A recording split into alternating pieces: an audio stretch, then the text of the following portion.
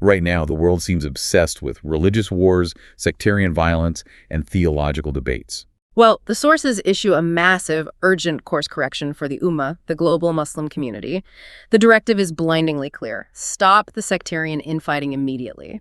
The documents are heavily critical of how much energy, wealth, and blood is wasted on theological arguments between sects.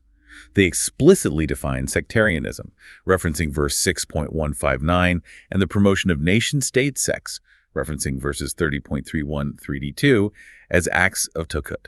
This is a total paradigm shift. The true enemy, according to the structural framework, isn't historical religions like Christianity or Hinduism, and it certainly isn't different sects within Islam like Shia or Sunni. Right, because of what we established at the beginning. Exactly. Remember the bifurcation of deen. Those theological differences fall squarely under the private affairs domain. Verse 2.256 protects them. Let there be no compulsion. You cannot legislate belief. So if arguing about private rituals is a distraction, what is the real war?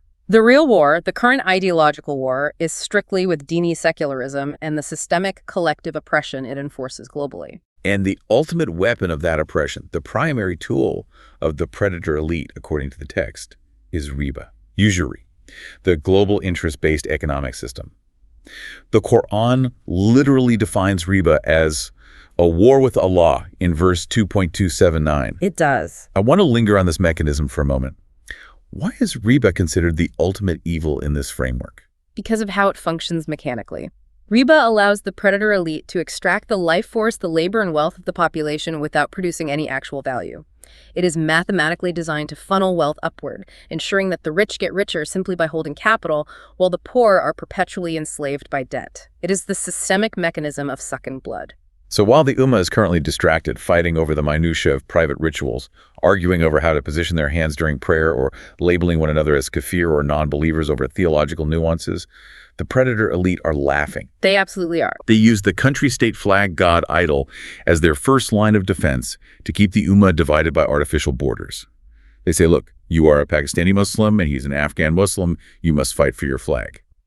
They use nationalism to keep the population fractured, while the global riba system quietly enslaves everyone across all borders. It is the ultimate sleight of hand. It's focusing intensely on the apps on your phone, arguing over which color the app icon should be, while a malicious operating system is actively draining the battery, stealing your data, and destroying the hardware. Wow. The true struggle is structural, it is systemic. It's about dismantling the idol that allows the economic and political oppression to exist in the first place. Why should you, the listener, care about this? Why does this matter if you're just trying to pay your mortgage and raise your kids? Because this framework explains why you feel like you're constantly running on a treadmill. It explains why your taxes fund systems, wars, and bailouts you morally oppose, yet you feel completely powerless to stop it. The system is mechanically designed to extract from you while offering the illusion of control through the delegation paradox.